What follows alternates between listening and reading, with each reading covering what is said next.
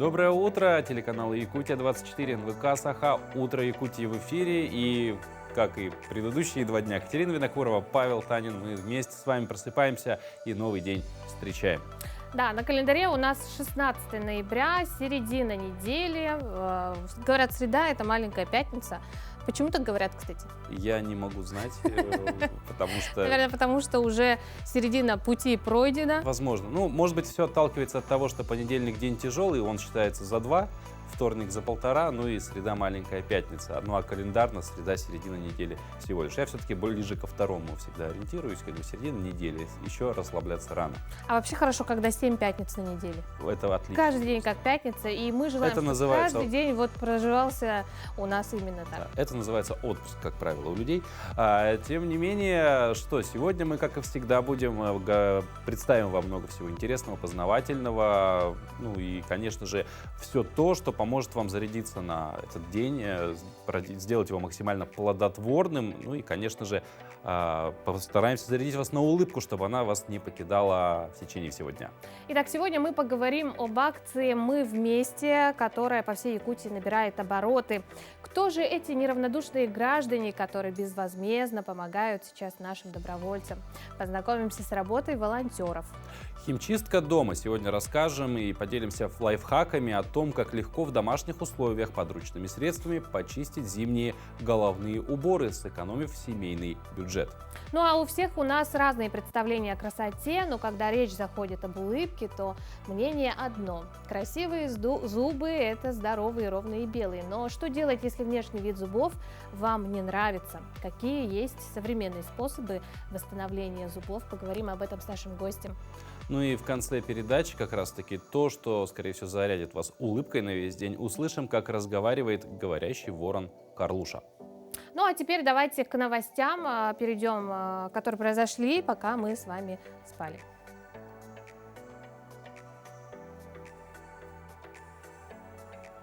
Указом президента Российской Федерации Владимира Путина столице нашей республики, городу Якутску, присвоено почетное звание «Город трудовой доблести».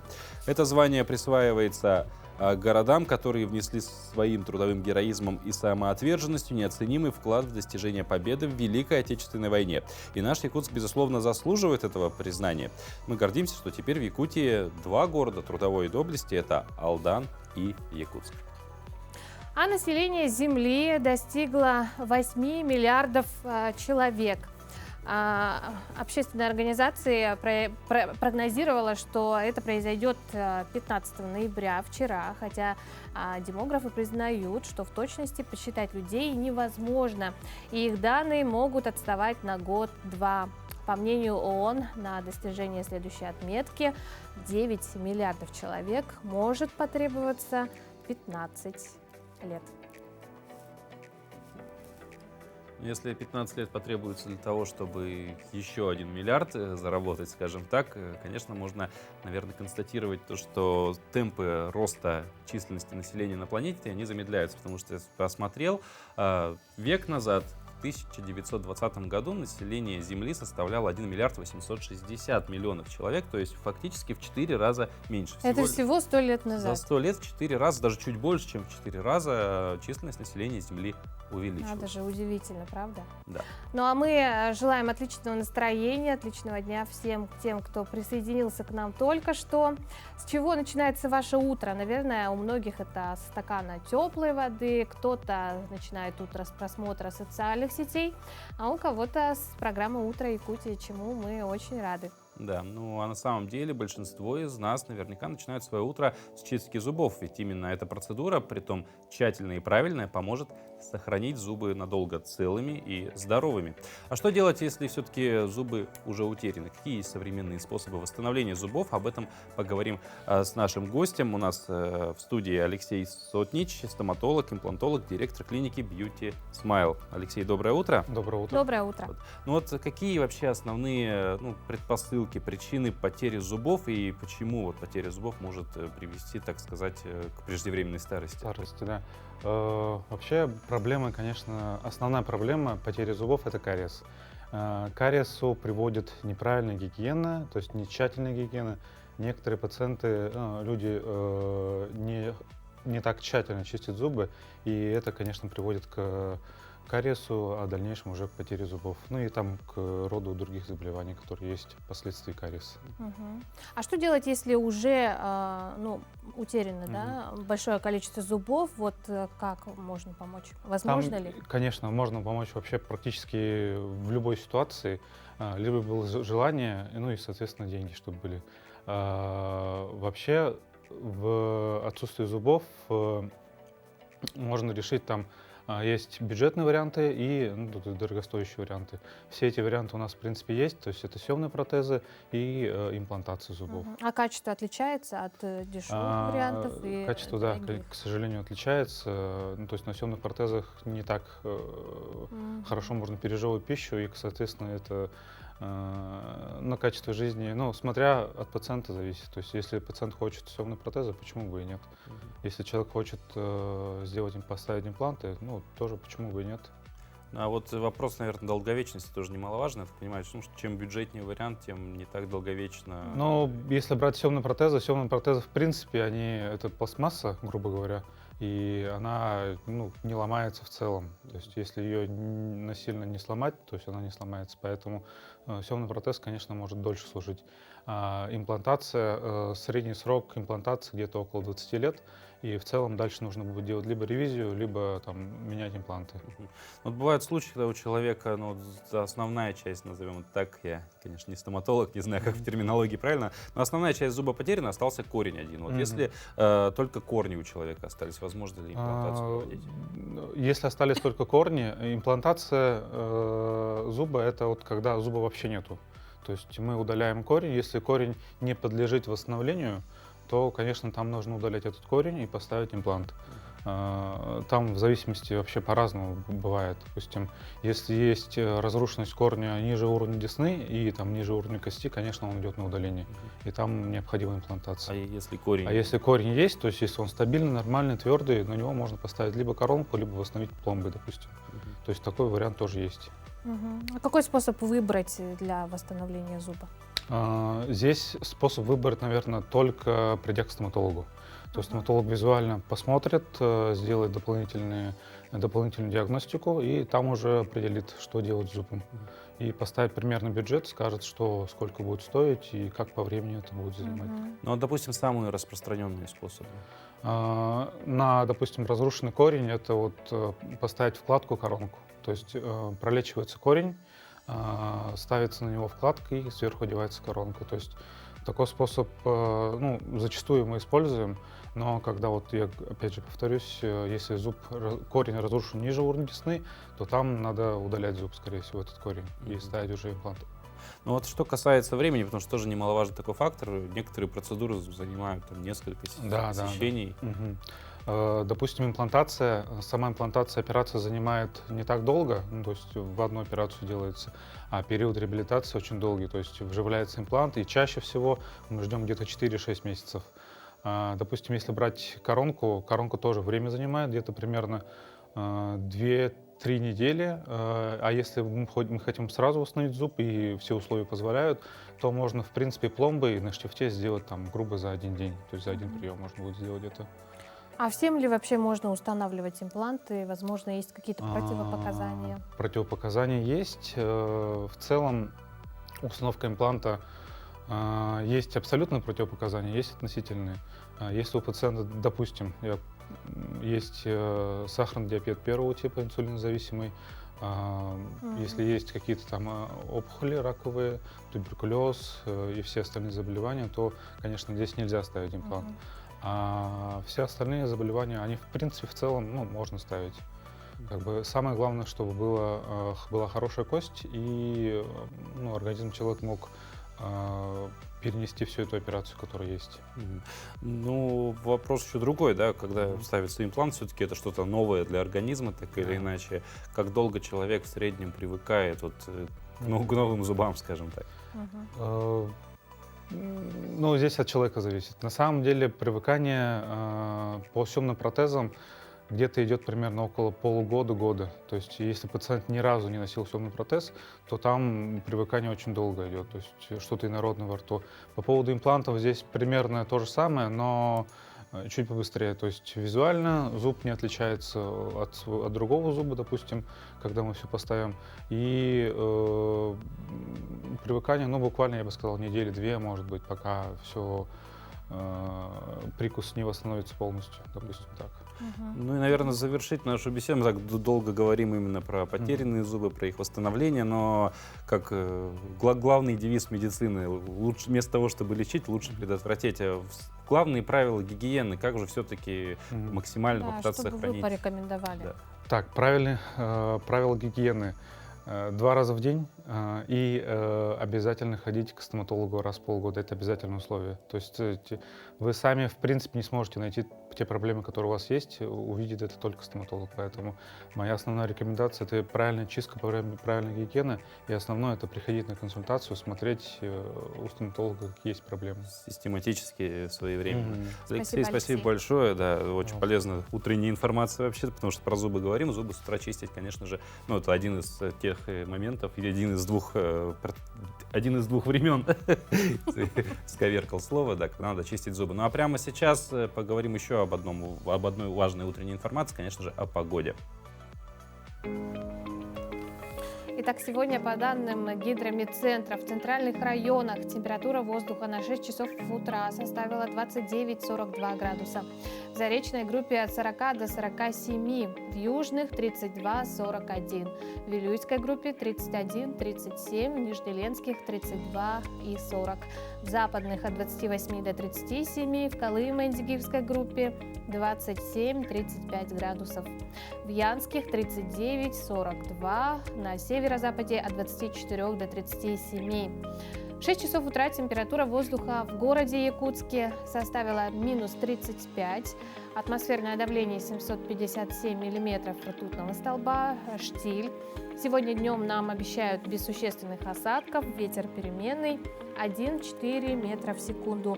Температура воздуха днем составит 33-35 градусов мороза. Вот сегодня в Якутске будет такое испытание на прочность, как бы я мог, наверное, сказать, потому что, ну, минус 35 в течение дня еще, по-моему, не наступало. Вот они пришли, будем поэтому стучать зубами и вот так вот ходить. Ну а с утра, да, вообще уже было почти под 40. Да, главное стучать зубами не сильно, Чтобы да, сохранить их, да. сберечь. Прямо сейчас короткая пауза, после которой вернемся и продолжим.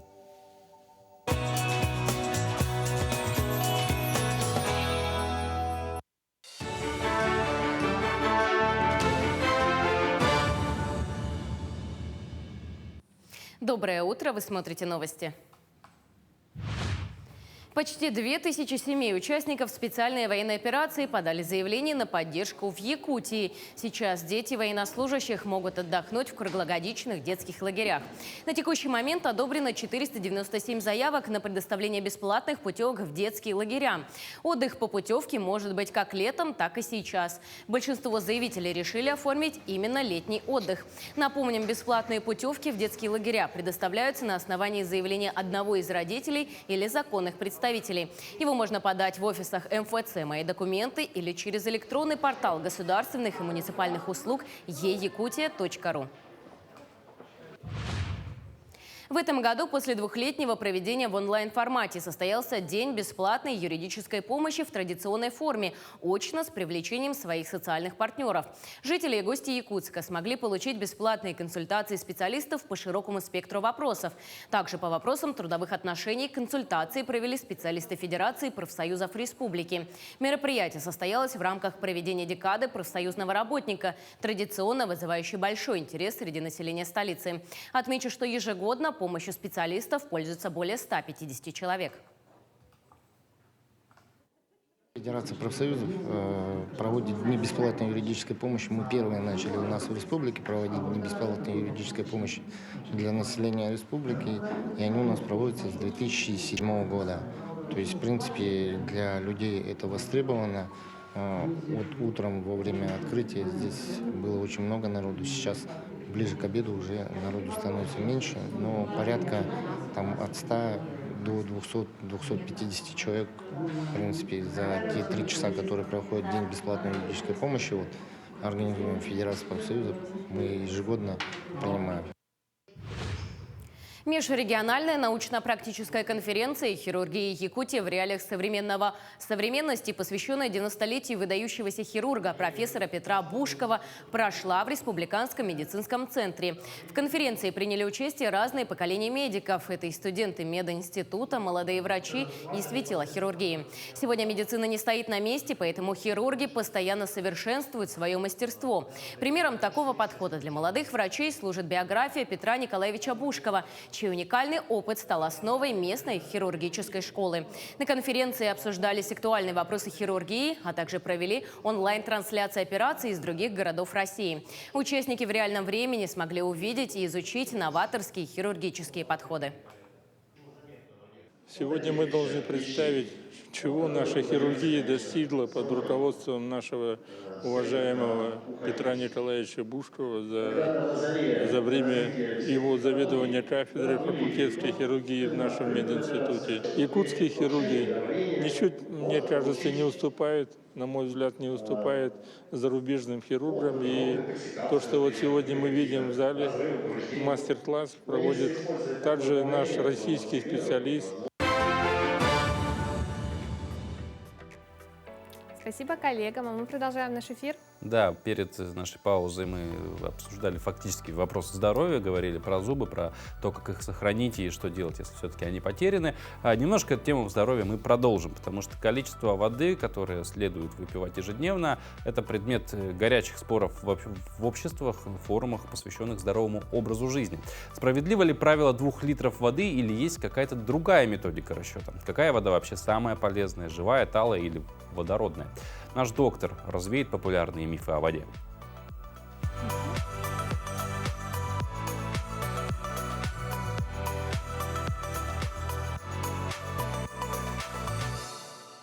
Доброе утро! Человеческий организм на 70% состоит из воды. Сколько же воды можно пить в день для поддержания идеального баланса? Формула: вес умножить на 30 грамм. Например, при весе человека 70 килограмм умножим на 30 грамм и получим 2 литра 100. Расскажу о самых популярных мифах и выводим мошенников на чистую воду. Живая вода. Авторы этой легенды долго думать не стали, а просто взяли за основу своего изобретения известную всем сказку о живой и мертвой воде.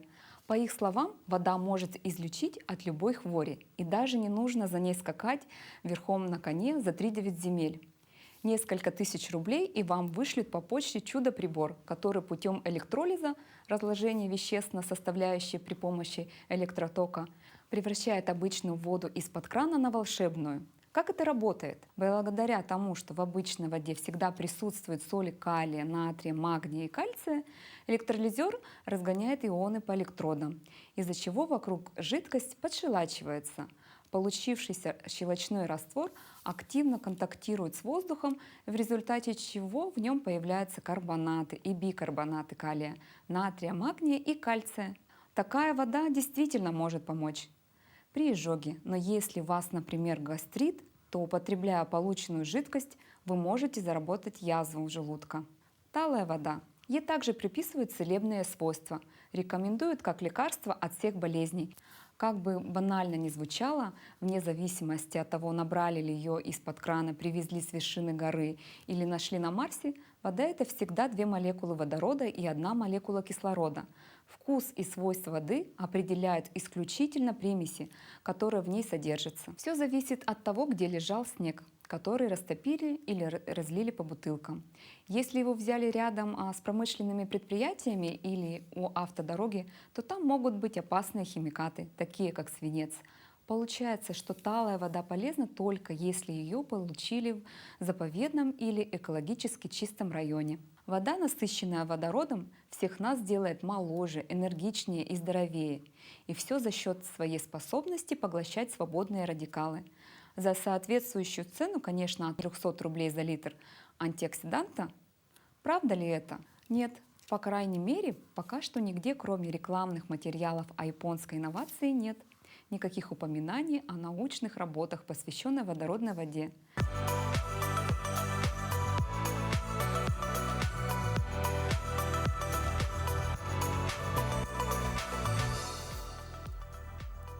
Армянские спортсмены из города Таллин доказали, что подтягивание на 3-метровой высоте, держась за шасси вертолета в движении, это возможно. Армянские спортсмены Григор Манукян и Амазас Глаян выполняют подтягивания, держась за шасси вертолета на территории торгового центра. Спортсмены сообщили, что они уже отправили видеозаписи в комиссию книги рекордов Гиннесса для подтверждения их достижений. Это мой третий рекорд, который я отправил в книгу рекордов Гиннесса в этом году. Первым мы отправили подтягивание со сменой положения рук, которые я выполнил 30 раз. Во второй раз я подтягивался 20 раз, держа руки в положении обратный хват и зафиксировав ноги под углом в 90 градусов. Саградян рассказал, что его ученик Глаян сделал подтягивание в указанной технике, чтобы побить рекорд голландского спортсмена Стена Брюнинга, который выполнил то же упражнение 25 раз за такой же отрезок времени. Директор спортивного центра также сообщил, что спортсмены выполнили упражнения на высоте 3 метров при соблюдении норм безопасности.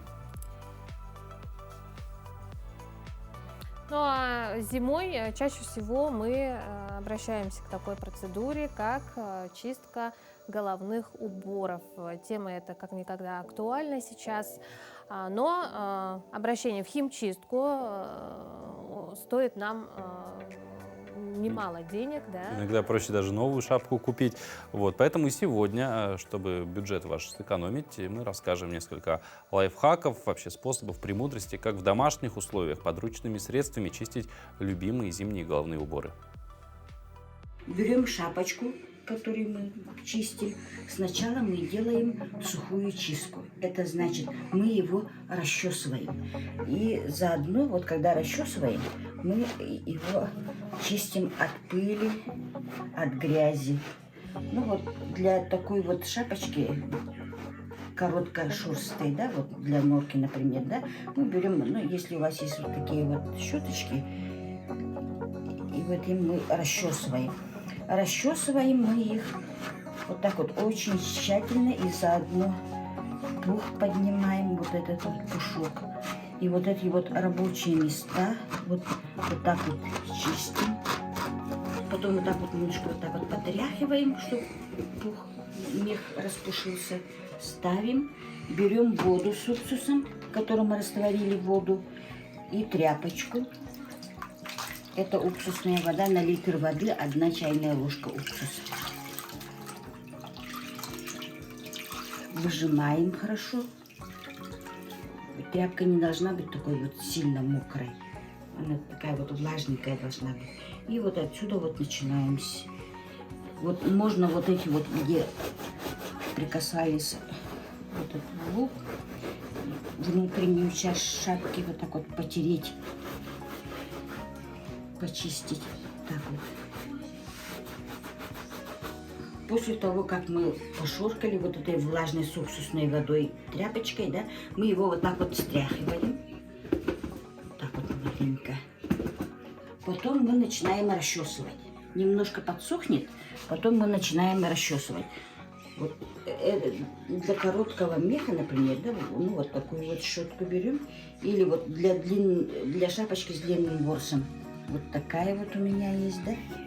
Или если у вас ничего нет, то можно и простой расческой, или вот такой вот расческой. Эта расческа тоже очень хорошая.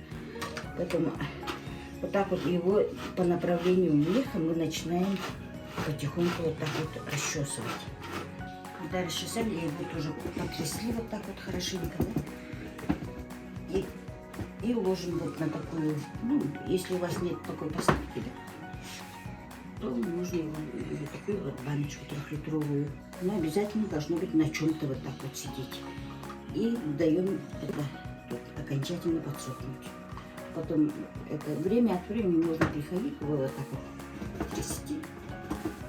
Тогда норка вообще сама, она очень ноская вещь. Его спокойно можно носить 20 лет. Если хорошо ухаживать, он свою привлекательность не потеряет. Многие учащиеся школ задумываются о будущей профессии лишь в старших классах. А ведь так необходимо, чтобы дети, начиная с младших классов, узнавали о профессиях, готовились к выбору, изучая основы, получая первоначальные навыки той или иной специальности. Такая уникальная возможность есть у учеников Хатасской средней общеобразовательной школы. Здесь знакомят с основами аграрных профессий, помогают реализовать свои проекты и даже получить первую прибыль. Об этом подробнее в материале нашей коллеги Дарьи Анкехова. В конце декабря 2019 года на базе Хатасской средней общеобразовательной школы был открыт Агрокуб. Это единственная на Дальнем Востоке научно-учебная лаборатория. Прошло уже несколько лет, и сейчас именно здесь школьники разных возрастов ежедневно трудятся над созданием инновационных проектов, многие из которых уже вышли на рынок. Федеральная сеть научно-учебных лабораторий Агрокуб Хатасской школы городского округа города Якутск. Сегодня здесь занимаются дети с 5 по 11 класс. Здесь еще проходят занятия для младших классов. Лаборатория ориентируется на 3 основных направления, в котором организованы у нас кружки, объединения для детей. И с 5 по 11 класс занимается по биотехнологии, агробиотехнологии и робототехнике. Также у нас все это синхронизируется с кружком «Основы предпринимательства», так как мы агробизнес-школа. Мы детей учим, чтобы каждый проект детей он был нацелен до окончательного потребителя и чтобы они умели рассчитывать себестоимость. Лаборатория оснащена высокотехнологичным оборудованием для проведения научных, практических и исследовательских работ. Дети на практике знакомятся с передовыми современными технологиями, которые сегодня применяют в сельском хозяйстве, что позволяет расширить область проектной деятельности учащихся, а также позволяет им получить различные навыки работы в научно-учебных лабораториях. Перед нами находится МГВОД «Умная теплица». Нам его предоставил Санкт-Петербургский технический университет для проверки его использования в условиях Крайнего Севера. Это прототип, и в дальнейшем мы хотим увеличить его в размерах. Там есть матрица, которая включается, когда начинает темнеть. И еще есть датчики, которые отвечают за жизнеобеспечение растения внутри. И еще серомотор, который открывается, если слишком сухо становится внутри. То есть в идеале у этой теплицы будет работать все автономно, да, то есть человека не надо, да, будет все контролироваться самостоятельно, да, нужно будет откроются окошки, нужно будет подача воды, все сделается автоматизированно. Да, но надо будет поливать воду. Это экобокс, гидропонная установка, которая обеспечивает благоприятную среду для микрозелени. Здесь мы сажаем салаты. Ну, здесь особо делать и нечего, оно само делает, поэтому удобнее там и практичнее. То есть земли здесь практически нет? Нет. То есть гидропоника – это то, что растет на воде? Да. Ну, там есть мох, вот здесь. Вон там мох. Оно впитывает, вот это мох, оно впитывает все питательные вещества, которые есть в этих растворах, которые мы наливаем в воду.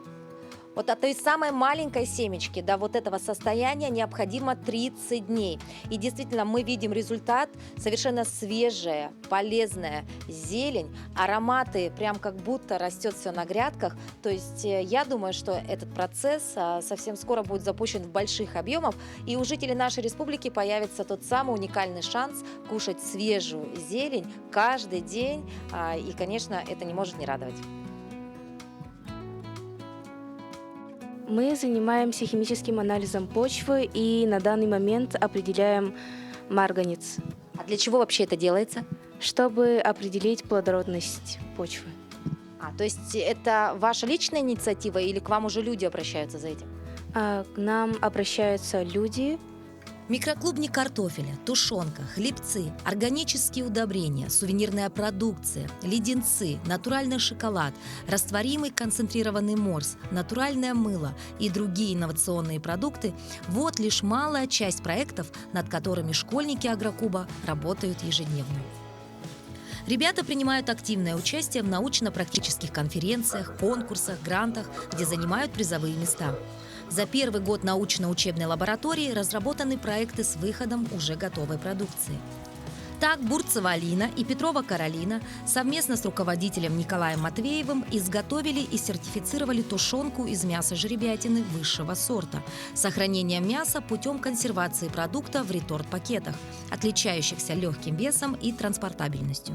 Здесь мы занимаемся проектной деятельностью, проходят различные мероприятия, НПК, выезды.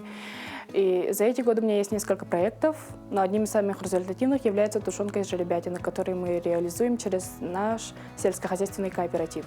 На данный момент я работаю там разнорабочим и готовлю свою тушенку объемом 3000 штук для наших военных участников СВО. Здесь наша продукция оживляется от идеи до потребителя, и мне здесь очень нравится. Вот такие замечательные ребята обучаются в 3-м Б-классе Хатасской средней общеобразовательной школе.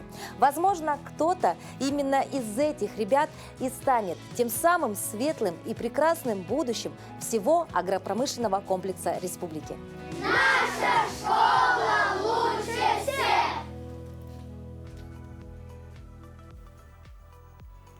В Хандыге прошел районный фестиваль «Смотр национальных культур. У дружбы нет национальности». Этот фестиваль проводят в 3-й раз, и в этом году он собрал 11 команд. С каждым годом все больше разных национальностей представляют организации, все больше зрителей узнают об этих народах, их быте и культуре. Перед началом конкурса «У дружбы нет национальности» в холле горно-геологического техникума благотворительная ярмарка, на которой команды представили блюда национальных кухонь. От якутского кумыса, оленьего языка до индийских сладостей. Вырученные средства пойдут в штаб для помощи мобилизованным. Традиционный смотр фестиваля национальных культур – один из самых массовых и зрелищных праздников в Хандыге, проводимый с 2018 года. Каждый раз он проходит в разных форматах. В этом году право выбора страны и национальность было за самими участниками. Я болею за свою дочь, за команду районной больницы. Вот. И хочу я, чтобы они первое место заняли. Вот. А концерт у них впечатлительный. Очень, хоть бы таких много концертов было. Я хочу всегда, чтобы был концерт. У нас веселье было в Хандыге.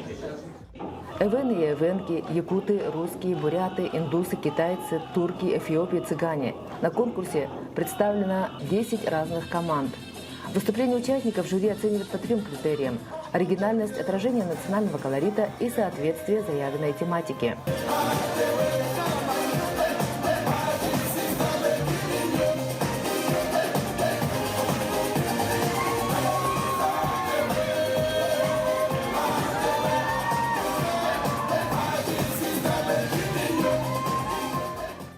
Наша команда сегодня представила страну Эфиопию. Своим выступлением мы хотели показать, что в дружбе и в единстве наша сила. А сила нашего коллектива – это яркие, творческие личности. И каждому делу, каждому мероприятию мы всегда объединяемся. Каждая команда демонстрирует самобытность своего народа. В выступлениях используются исторические справки, музыка и танцы, рассказы о традициях и обычаях.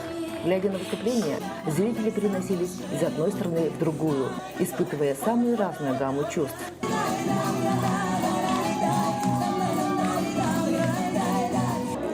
Нам очень понравилось участвовать в конкурсе, очень весело. Мы много узнали о разных национальностях. Мы представляли команду цыган, тоже узнали очень много про цыган. Так как у нас поселок многонациональный, очень хорошо узнавать национальности, которые проживают с нами. По итогам конкурса первое место заняла команда Федеральной налоговой службы. Второе – детские сады «Колокольчик» поселка Хандыга и «Солнышко» села Теплый Ключ. Третье место разделили детские сады «Солнышко», «Мишутка» поселка Хандыга и районная больница. Остальные награждены по номинациям. Все участники поощрены денежными сертификатами от 15 до 30 тысяч рублей. Конкурс национальных культур стал ярким, познавательным и объединяющим праздником.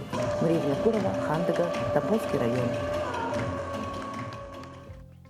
такие молодцы, столько потенциала, столько энергии, столько желания. Да, но самое главное, учитывая, что вы были представлены командой предприятий, это же всегда сплочение коллектива, когда, вероятно, согласна. люди от одного предприятия из разных там отделов, они собираются, чтобы сделать что-то, представить свой общий коллектив. Создают праздник, создают настроение. Да. Ну а сегодня, 16 ноября, отмечается Всероссийский день проектировщика. По словам представителей организации, таким образом они решили исправить историческую несправедливость. Да, ежегодно с размахом отмечается День строителя. Ну а у проектировщиков, с работы которых начинается возведение любого здания, своего праздника до недавних времен не было. Теперь он есть. Сегодня Да, и мы поздравляем всех проектировщиков Конечно, Якутии. конечно, да. И еще сегодня один замечательный праздник, 16 ноября. Вот человек передо мной сидит сегодня, день рождения, отмечает. Кать, с днем рождения тебя. Спасибо, Паша. Сейчас еще аппаратная нам похлопает вот так вот. Вот, она хлопает. Да, я Это слышу. Не так громко, спасибо. Кстати, удивительно, такой интересный факт, я немножко расскажу. Ты могла бы стать проектировщиком? Нет, я могла. Возможно, раз я родилась в этот день. Я родилась в 7 часов утра. Да, ровно во сколько выходит в эфир наша программа? Наша программа. Это судьба. Удивительно, это судьба, я тоже соглашусь. И для меня это большая честь и радость. Да. Просыпаться вместе с родной Якутией. Расти большой, не будь лапшой, как говорится. Ну а мы расскажем сейчас о том, какие еще даты и события сегодня можно отметить.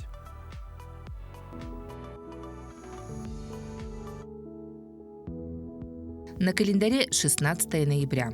Сегодня отмечают Международный день, посвященный терпимости, Международный день борьбы с анорексией, Всероссийский день проектировщика и День географических информационных систем. По народному календарю Анна Холодная. «Анна, без снега не жди хлеба», говорили в народе, предсказывая будущий урожай. Морозный день предвещал плохие дела. Анна Холодная, осень голодная. Это день в истории. В Лондоне в этот день дал свой последний концерт Фредерик Шопен. В Москве состоялось открытие Высшего литературно-художественного института. 16 ноября установлены дипломатические отношения между Советским Союзом и США. В 1941 году, 16 ноября, при обороне Москвы от фашистских захватчиков совершили свой бессмертный подвиг 28 бойцов из дивизии генерала Панфилова, уничтожив около 2 десятков немецких танков и остановив наступление немцев. В этот день также учреждена Организация Объединенных Наций по вопросам образования, науки и культуры ЮНЕСКО. В Советском Союзе запущен беспилотный космический корабль «Венера-3», который успешно приземлился на Венере. В этот день родились Тиберий, римский император; Александр Меньшиков, российский государственный военный деятель, сподвижник Петра I; Александр Колчак, российский политический деятель, адмирал; Лев Николаев, советский российский телеведущий, сценарист, популяризатор науки; Александр Малинин, советский российский эстрадный певец, актер, народный артист России. Именины сегодня у Александра, Анны, Богдана, Василия, Викентия, Владимира, Евдокии, Ивана, Ильи, Иосифа, Кузьмы, Николая, Павла, Петра, Семена, Сергея, Федора и Федота. Но еще одну значимую историческую дату в этом месяце отмечают 80-летие перегоночной трассы Аляска-Сибирь, знаменитая Алсиб. Как известно, созданная в годы Великой Отечественной войны перегоночная трасса, маршрут, который пролегал через наш регион, она, конечно же, сказалась и на развитии вообще авиации в регионе. Об этом более подробно в нашей рубрике, посвященной столетию ЯССР.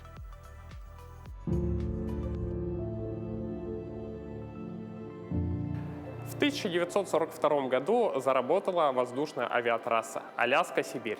Начиналась она в США, в штате Монтана, оттуда шла на Аляску и оттуда в Советский Союз, через Якутию в Красноярск. Административным центром перегоночной трассы был выбран Якутск, расположенный примерно посередине пути. Здесь была возможность организовать ремонт самолетов, находился самый мощный на северо-востоке страны радиоцентр. В Якутске размещались штабы перегонной дивизии и Красноярской воздушной трассы. Базировался 4-й перегоночный и 8-й транспортный авиаполки. 29 сентября 1942 года первая партия самолетов вылетела из центра Аляски в Советский Союз. Это были 12 бомбардировщиков Дуглас А-20 под управлением советских пилотов. 11 октября отправлены первые истребители Кертис П-40. Алсиб заработал. Всего было переправлено около 8 тысяч самолетов, а вместе с ними свыше 18 тысяч тонн грузов и более 100 тысяч пассажиров, в том числе известные дипломаты, например, Громыко, Литвиненко или, например, вице-президент США Генри Уоллес. Конечно, долетали не все. Сложные метеоусловия и плохое метеообеспечение приводило к тому, что на Алсибе случилось 279 происшествий, катастрофы, аварии. Погибло 114 человек. В память об этом в 1992 году в поселке Авиаторов города Якутска был создан мемориал, посвященный этому событию. Через 10 лет, на 60-летие, этот мемориал был дополнен полноразмерной моделью истребителя King Cobra.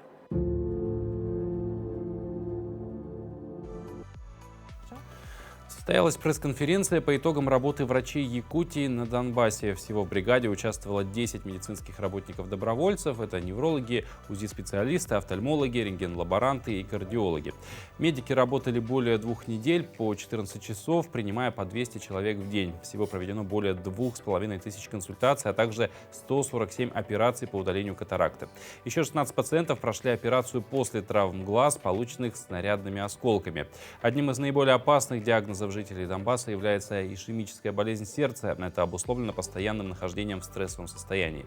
Наши врачи-кардиологи поделились с местными коллегами опытом лечения при инфаркте миокарда, сердечной недостаточности и рассказали о стандартах российской системы здравоохранения.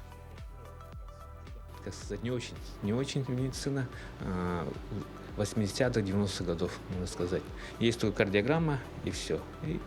И работа стандартно, как у нас в Якутии, в Российской Федерации, нету.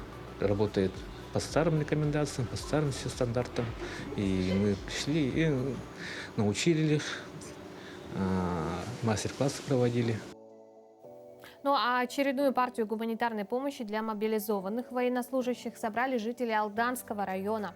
В настоящее время завершается формирование посылок. Затем на автомобиле груз будет доставлен в военную часть, где бойцы проходят подготовку.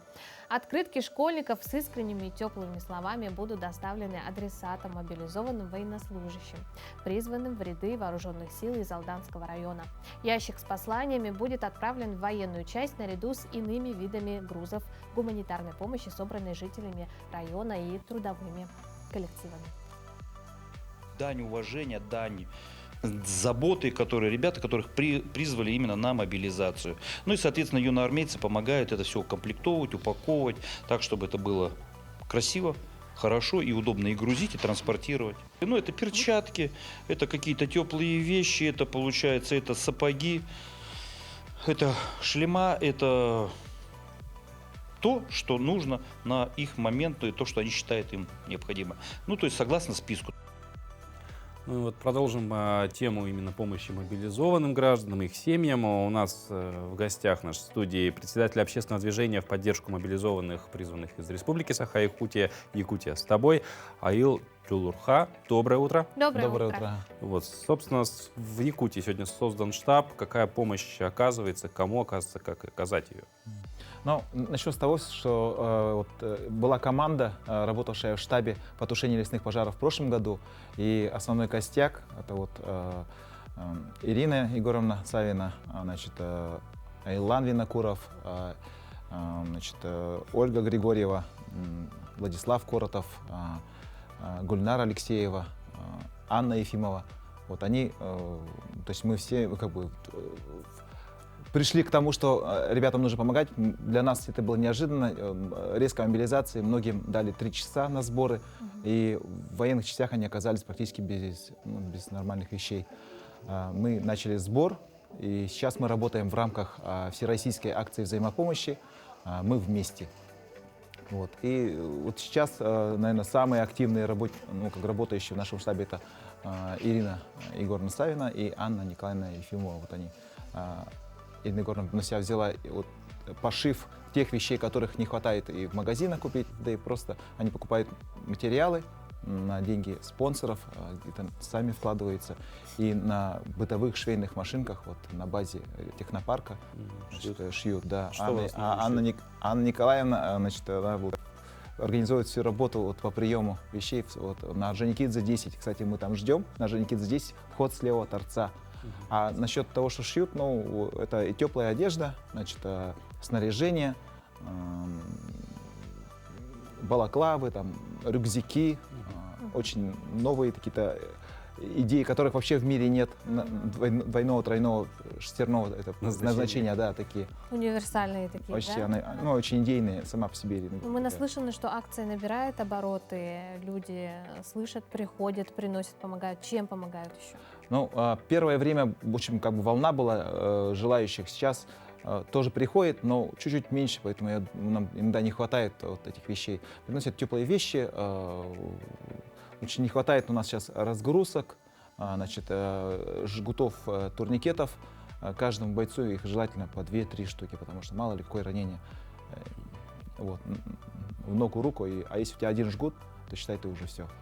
Поэтому стараемся поставить себя на место наших ребят, и все, что может им, не дай бог, конечно, но если все, что нужно пригодится, мы стараемся им дать. И вдогонку это у нас происходило, значит, мы направляли военные части, Уланды, Чита, Хабаровск, Владивосток, Еврейский автономный округ, Уссурийск.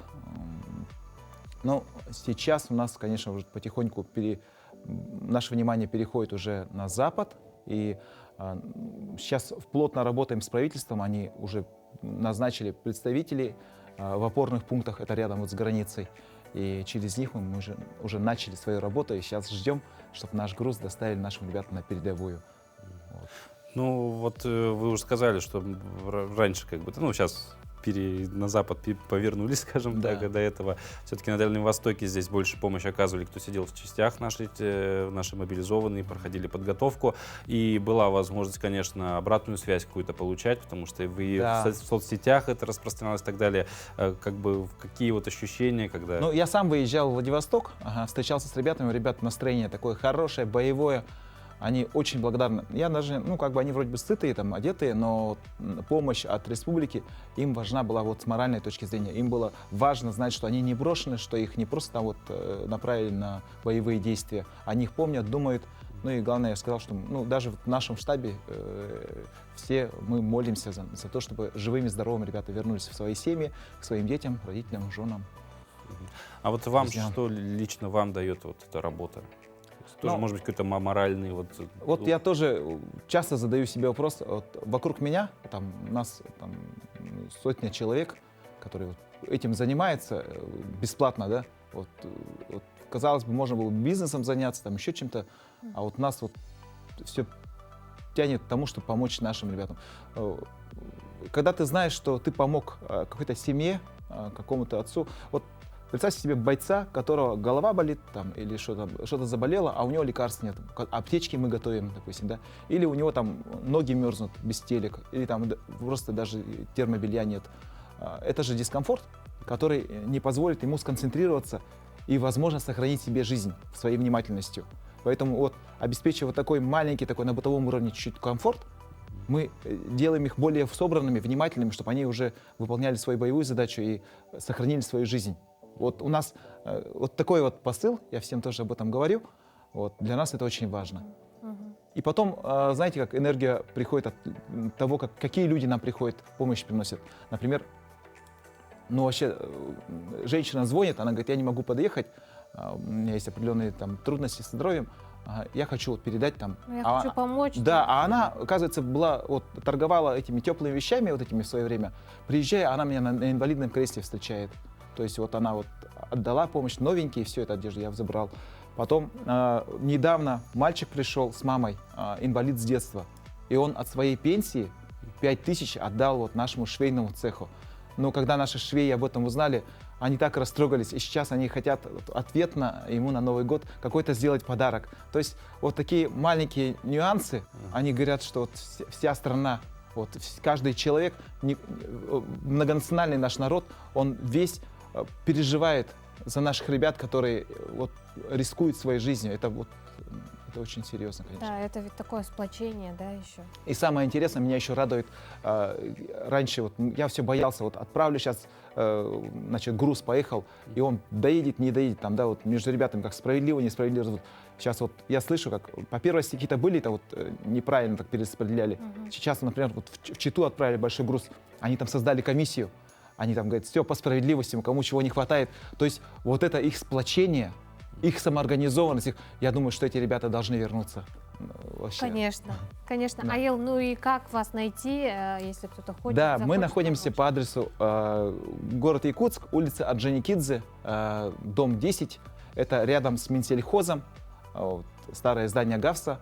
Вот. Ага. Вход с левого торца со стороны Минсельхоза, со стороны Курашова. На второй этаж поднимайтесь, мы там всегда ждем. Нам нужна помощь и для наших швейных цехов, добровольческие там тоже швейные цеха, женщины работают. Кстати, вот недавно, вот нас же кормят еще эти Махтал, трапеза, вот Негустана Ивановна, вот. Они вчера 3 тепловизора привезли. Это вообще вот, спасает жизнь людей. Аил, спасибо вам огромное за участие в нашем эфире. Спасибо за ваше доброе дело. Спасибо за внимание. Давайте все творить Добро. добрые дела. Точно. Ну а мы сейчас передаем слово нашим коллегам из информационной службы, которые расскажут о последних новостях.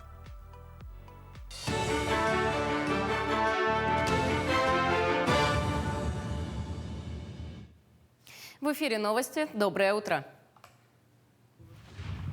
Якутия закупает для мобилизованных из республики, участвующих в специальной военной операции, приборы ночного видения, беспилотные летательные аппараты, квадрокоптеры и бинокли. Об этом на брифинге сообщил председатель Госкомобеспечения Дмитрий Лепчиков. Поставка дополнительного оснащения ожидается в 20-х числах ноября для дальнейшей отправки нашим ребятам, которые призваны из Якутии, отметил Лепчиков. Премьер-министр Михаил Мишустин утвердил предельную индексацию тарифов на жилищно-коммунальные услуги для граждан с 1 декабря на 9%. Изменение стоимости затрагивает холодную и горячую воду, электроэнергию, тепло, газ и вывоз мусора. Подписанное главой правительства постановление определяет особенности индексации регулируемых тарифов с 1 декабря 2022 года по 31 декабря 2023 года. Как ранее подчеркивали в Министерстве экономического развития, индексация перенесена с 1 июля 2023 года на более ранний срок, чтобы обеспечить бесперебойную работу и развитие инфраструктуры жилищно-коммунального хозяйства. При этом в министерстве обращали внимание, что следующие 1,5 года тарифы для населения менять не будут. Новая индексация произойдет только 1 июля 2024 года. В Национальной библиотеке Якутии откроют виртуальный музей государственных и официальных языков Республики Саха-Якутия. Проект создан при поддержке Управления по вопросам развития языков администрации главы республики. Цель создания музея – детальное знакомство с историей, развитием государственных и официальных языков Якутии. В музее также представлена полная электронная библиотека, обучающий контент по государственным и официальным языкам и статистика печати республики. Ежегодно будет проводиться мониторинг знаний государственных и официальных языков. Открытие музея состоится 22 ноября в историческом здании Национальной библиотеки. В галерее национальных культур Дома дружбы народов состоялось торжественное открытие 3-й республиканской выставки народного прикладного творчества «Триумф мастерства». На выставке представлены работы победителей и дипломантов международных, всероссийских и республиканских выставок, проводимых в рамках Года культурного наследия народов России. В этом году Национальный центр «Семех» собрал 83 работы из 13 районов республики, которые представляют высокое мастерство. Также на выставке представлена экспозиция «Приданая невесты», которая будет представлена в Москве в рамках фестиваля косторезного искусства народов России. 2 работы Нахсоровой Ульяны Николаевны, которая тоже нынче выезжала в город Москву. Выставки у нее там проходили. И работа вот посвящена к столетию ЯССР. Так она и называется «Портрет основателей ЯССР». Это бисером, она прям сверкает. Да, это вышивка бисером. В текущем году многие страны мира отменили ковидные ограничения и стали принимать своих первых туристов. Так, на днях ограничения сняли Объединенные Арабские Эмираты, одно из излюбленных мест туристов. Как рассказали специалисты, в ноябре самыми популярными направлениями у якутян являются Таиланд, Египет и Шри-Ланка. Также в связи с отменой ковидных ограничений вырос спрос и на отдых в Дубае. Между тем, в Турции завершился пляжный сезон. Соответственно, желающих отдохнуть в этой стране стало значительно меньше. Также якутяне выбирают экскурсионные маршруты Москва, Санкт-Петербург, Казань и Калининград. На этом все. Хорошего дня.